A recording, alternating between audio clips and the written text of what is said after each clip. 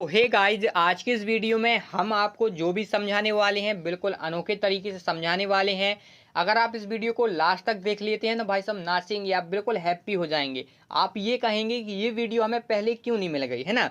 तो आप इस वीडियो को पूरा देख लीजिए, हाथ जोड़ के विनती है। तो यहाँ पर हम आपके जो डाउट है वो नंबर 1 में हम डाउट क्लियर करने वाले हैं। एग्जाम सेंटर पेपर किस शहर में होंगे, चाहे आप कक्षा 10वीं में पढ़ते हो चाहे आप कक्षा 12वीं में पढ़ते हो। अगर आपने रुक जाना नहीं का फॉर्म भरा है 2022 में एमपी बोर्ड में, तो आपको बिल्कुल क्लियर तरीके से हम समझा देंगे। अब आपका जो दूसरे नंबर का डाउट ये है सिलेबस, ब्लूप्रिंट और पैटर्न। यानी कि आप कह रहे हैं कि एमपी बोर्ड में अभी हमने पेपर दिए थे जिसमें हम फेल हो गए हैं, तो उसमें हमारा क्या था कि हमारा विषय कुछ कटा था, जो ब्लूप्रिंट हमारे एमपी बोर्ड ने दिया था, और हमारा पैटर्न पेपर आने का, जैसे उसमें इस बार विकल्प ज़्यादा आए थे, लघु उत्तरीय प्रश्न कम आए थे, ये सब था। तो क्या ये सेम रहेगा या कुछ बदल जाएगा, इस बारे में भी सर हम समझना चाहते हैं। चाहे आप कक्षा 10वीं पढ़ते हो चाहे आप कक्षा 12वीं पढ़ते हो, इस चीज़ को भी आपको समझा दिया जाएगा। अब आपका तीसरे नंबर का डाउट ये है सर पेपर कितने नंबर का आएगा। तो ये भी आपका डाउट बहुत गंभीर है, इसके बारे में हमने बहुत अच्छी तरीके से समझाया हुआ है इस वीडियो में, इसलिए आप ध्यान से सुनिएगा। अब आपका चौथा डाउट ये है कितने नंबर में पास होना है। ये है भाई साहब क्वेश्चन, तो इसलिए क्योंकि यार किसी को पता नहीं है, जिसको पता है अधजल गगरी छलकत जाए। समझ रहे हैं आप इस बात को, आधा ज्ञान है इसलिए उनको पूरा ज्ञान लेने की ज़रूरत है, इसलिए इस वीडियो को पूरा देख लेना आप। और पांचवा क्वेश्चन ये है, उन बहुत निराश हैं विद्यार्थी बच्चे, जो मेरे बड़े भाई बहन और छोटे बड़े भाई बहन हैं बहुत निराश हैं। वे कह रहे हैं सर अगर आप इसमें हम फेल हो जाएंगे या पास हो जाएंगे तो क्या होगा यार, इस चीज़ को हमें समझना है। अगर आप फेल हो जाते हैं तो सीधी सीधी बात है, आपको इसमें पार्ट 2 यानी रुक जाना नहीं का दोबारा पेपर भी आप दे सकते हैं। लेकिन उसको यार छोड़ो यार, आप एक बार तो फेल हो ही चुके हैं, चलो इसमें पास हो जाना था, हो जाइए। लेकिन कई विद्यार्थी ऐसे हैं वो ये भी कह रहे हैं सर अगर हम इसमें पास हो जाते हैं क्या हमें कक्षा 11वीं में एडमिशन मिल जाएगा। कक्षा 10वीं वाले कह रहे हैं और कक्षा 12वीं वाले ये कह रहे हैं अगर हम इसमें पास हो जाते हैं सर क्या हमें कॉलेज में एडमिशन मिल जाएगा। तो इस चीज़ का हम जो डाउट है वो क्लियर कर देंगे। और आपका जो छठवां डाउट ये है कि रिजल्ट कब आएगा सर, रिजल्ट कब आएगा सर। तो रिजल्ट की जो इंद्र सिंह परमार है उनने बिल्कुल जो डेट होती है वो घोषित कर दी है, तो आपको ये भी बता दिया जाएगा। एडमिट कार्ड कब आएगा ये भी हम बता देंगे, बकाया इसकी डेट नहीं आई है लेकिन भाई को पता है। इनके जो होता है, जो अनुमान होता है वो हम आपको बता देंगे, ठीक है। तो वीडियो को स्टार्ट करते हैं और आपको सिखाते हैं। हाथ जोड़ विनती, 100 तक गिनती भाई सब जब पाँव पड़वा लीजिए, टाइम को वेस्ट नहीं करना। ये लास्ट वीडियो है आपकी, किसी भी कोई भी वीडियो आप तो को देखने की जरूरत नहीं पड़ेगी, केवल आपको चैनल को सब्सक्राइब कर लीजिए, आपको हर एक चीज़ अपडेट मिल जाएगा, बस आपको पढ़ना है भाई साहब। इसलिए क्योंकि यार अगर आप टाइम वेस्ट कर देंगे तो इस बार भी फेल हो जाएंगे, साफ शब्दों में इसलिए मैं कह रहा हूँ। तो यहाँ पर आपको समझने की बात यह है, हमारे जरिए आपको ये समझना है कि हमने पहले ही समझा चुके हैं कि हमारा ये वीडियो बिल्कुल अनोखे तरीके से होने वाला है। देखो आपका एक मेरे स्टूडेंट का सवाल है, आप लोगों से ही कह रहे हैं मुझसे आप कि सर हमें वीडियो देखने के बाद कहीं कहीं समझ में नहीं आता है, क्या हम डाउट कैसे पूछ सकते हैं। सर हम डाउट, देखो स्पेलिंग गलत लिख गई, देखो इसके लिए सॉरी दोबारा लिखेंगे, DAUBT ऐसा ही होती है ना भाई, बता देना भाई को, कुछ क्या है अंग्रेजी कमज़ोर है। तो यहाँ पर जो आपके डाउट हैं वो रह जाते हैं, सर हम वो कैसे मतलब पूछेंगे आपसे। तो हमने इस बार क्या है कि अनोखे तरीके से समझाना है, तो हमने क्या करा, इंस्टाग्राम का यूज़र नेम दे दिया, वो क्या है TINKU, ठीक है। और फिर आपको लिखना है KIRISHNA, यहाँ पर कहीं भी आपको स्पेस नहीं देना है, सीधे लिख देना है TINKU KIRISHNA। मेरा फोटो वहाँ पर शो होगा, आप वहाँ पर अपना मैसेज है वो भेज देना, वहाँ पर हम आपको वॉइस मैसेज के द्वारा या फ़ोटो के ज़रिए या आपको बिल्कुल आपसे बात ही कर लेंगे, फ़ोन लगा लेंगे आपको, ठीक है। तो इसलिए हमने ये सेक्शन बनाया हुआ है। अब आपका जो डाउट है वो ये है एग्ज़ाम सेंटर, सर हमारा पेपर किस शहर में होगा। तो भाई साहब एक आपको बात बता दें कि 100 सुनार की 1 लोहार की ज़िला में आपका पेपर होगा। जैसे मेरे ज़िला का नाम है छतरपुर, क्या है, छतरपुर है मेरे ज़िले का नाम, तो मेरा पेपर कहाँ होगा, छतरपुर में होगा। मेरे कहने का मतलब है कि देखो आप मुझसे ये नहीं कहना कि सर मैं इस गांव में हूँ, मेरी तहसील ये लगती है, मेरा ब्लॉक क्या लगता है, ये मुझे सुनना ही नहीं है इस बार। देखो मैं इसलिए कहा है एक 100 सुनार की, एक लोहार की, है ना। यानी कि सीधी सीधी बात है कि आपका जिले का नाम क्या है, आपका जिला क्या लगता है जहाँ पे आप रहते हैं। तो जैसे मेरे जिले का नाम छतरपुर है, अगर मैं पेपर देने जाता तो मैं छतरपुर में जाता, इसलिए आपका जिले का नाम क्या है, जैसे पन्ना हो गया, रीवा हो गया, सतना हो गया, शहडोल हो गया, जबलपुर हो गया, उज्जैन हो गया, ग्वालियर हो गया, दतिया हो गया, सिवनी हो गया, कहीं भी आपका पेपर हो सकता है। पूरे 52 जिले का नाम सुनना हो तो अलग से वीडियो बना दूंगा, आप याद कर लेना, ठीक है। तो आप समझ गए ना।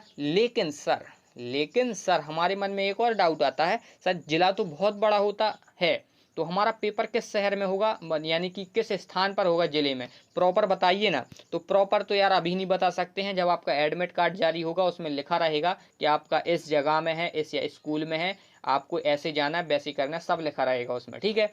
तो वेट कीजिए, आपको पता चल जाएगा किस आपका स्थान पे है जिले में, ठीक है। तो जिला तो आपको क्लियर हो गया, इसलिए मेरा मानना है कि आपका पेपर 8 बजे से है ना, तो आप वहाँ पर रात को ही पहुँच जाइए, क्योंकि आपका रात में पहुँच जाए, कई लोगों के दूर है ना जिले, तो आप क्या कर रात को वहाँ पे पढ़िए, सुबह सुबह बढ़िया अपना नहाए धोइए, पूजा पाठ कीजिए भोले शंकर का, वो भोले हैं तो मान जाएंगे आपकी बात, और बढ़िया सुबह से पेपर दे जाइए। क्योंकि आप सुबह सुबह जाएँ, क्या पता आपका कुछ, मैं देखो खुदा ना खास्ता कुछ हो जाए यार, आपका वो दुर्घटना घट जाए तो यार आप पेपर नहीं दे पाएंगे, इसलिए रात को ही चला जाएं। अगर रात को आपके साथ कोई घटना घटती है तो आप सुबह तक ठीक तो हो सकते, लेकिन सुबह ही घट जाएगी तो फिर क्या होगा। देखो आपका, देखो बड़ा भाई या छोटा भाई कुछ भी मान लो, देखो ये क्या होती हैं, ये बातें होती है, क्योंकि मेरे साथ ऐसा हो चुका है इसलिए मैं बता रहा हूँ, क्योंकि कई बार ऐसा हो जाता है, इसलिए आपको सलाह दे रहा हूँ। बड़ा भाई या छोटा भाई कुछ भी आप समझ सकते हैं, ठीक है। तो यहाँ पर अब आपका जो क्वेश्चन 2 नंबर में आया था, दूसरे नंबर में, कि सर सिलेबस पैटर्न और ब्लूप्रिंट क्या रहेगा इस बार, रुक जाना नहीं का हमने फॉर्म भर दिया है तो क्या करेंगे। देखो आप कह रहे हैं कि सर अभी हम एमपी बोर्ड का हमने जो पेपर दिए थे अभी, जिसमें हम फेल हो गए थे, तो इस बार पिछली बार आपने ऐसी मेहनत की थी कि जिसमें आप फेल हो गए, लेकिन आपको इस बार ऐसी मेहनत करना है कि पास हो जाएं। तो आप कह रहे हैं कि सर हमारे सिलेबस में कुछ कटौती हुआ था, क्या हुआ था, कटौती हुई थी, और हमारे ब्लूप्रिंट जारी किया था, ब्लूप्रिंट के अनुसार हमने पढ़ा था कि इस वाले चैप्टर से इतने नंबर का आना है, ये सब ब्लूप्रिंट कहलाता है। और पैटर्न पेपर आपका कैसे आया था, यानी विकल्प इस बार ज़्यादा आए थे, लघु उत्तरीय प्रश्न कम आए थे, ये दुनियादारी का जितना भी था वो क्या सर सेम रहेगा, क्या बदलाव रहेगा इसमें। तो भाई साहब आपको बता दें, बिल्कुल सेम रहेगा, कोई बदलाव नहीं रहेगा। जो आपका ओपन स्कूल यानी कि ओपन जो कंडक्ट कराती है ये पेपर, उसने साफ शब्दों में कह दिया है कि बिल्कुल सेम रहेगा, मध्य प्रदेश बोर्ड जैसा ही रहेगा, ठीक है। ये इंदर सिंह परमार जी ने भी कहा था, और आपके जो कंडक्ट कराती है रुक जाना नहीं पेपर, उसने भी कह दिया है। इसलिए आपको केवल पढ़ना है, इन चीज़ों में ध्यान नहीं देना है। क्या करना है, इन चीज़ों में ध्यान नहीं देना है। देखो हमने कितनी अच्छी तरह से आपको यहाँ पे समझाने की कोशिश की है, इसलिए हम आपसे कह रहे हैं बार बार कि वीडियो को लास्ट तक देखना। रिजल्ट कब आएगा, तो रिजल्ट आपको बता दिया जाए 28 जुलाई को आएगा, ठीक है। पता चल गया ना। देखो आपको बिल्कुल भी आपका टाइम वेस्ट नहीं होगा, जून में आप पेपर देंगे, जून आपका पेपर है ये जून में चलेंगे 15-20 तारीख तक, और 28 जुलाई को आपको पेपर आ जाएंगे, फिर एडमिशन चलने लगते हैं 11 कॉलेज के, तो आप वहाँ पे करवा लेना, ठीक है। अब यहाँ पर आपका एक और डाउट है, पेपर कितने नंबर का आएगा, तो 10वीं वाले सुन लीजिए पहले, कितने वाले, 10वीं वाले। देखो ये एक आप हैं, आप में से कोई भी हो सकता है, ये उनका ये प्रश्न है, उनने हाथ में रखा भाई साहब, वो कह रहे हैं पेपर कितने नंबर का आएगा। तो पेपर कितने नंबर का आएगा सुन लीजिए। देखो आप कक्षा 10वीं में पढ़ते हो, Hindi, English, Sanskrit, social science और मैथ, इसका पेपर आएगा 100 नंबर का, ठीक है। अभी आपका आया था 80 नंबर का, लेकिन जो एमपी जो यहाँ पर रुक जाना नहीं का फॉर्म है, जो पेपर कंडक्ट करा रहा है ये रुक जाना का, उसने कहा है कि ये 5 विषय कक्षा 10वीं में 100 नंबर के आएंगे, ठीक है।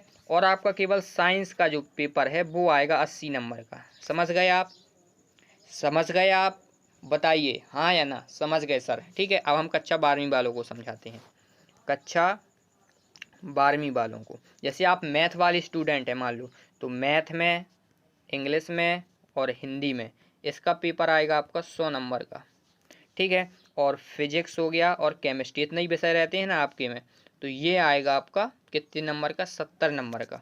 समझ गए आप चाहे आप कॉमर्स में हों, चाहे आप आर्ट में हों और चाहे आप एग्रीकल्चर लिए हों, उनको समझना है तो वो ध्यान से सुन लीजिए।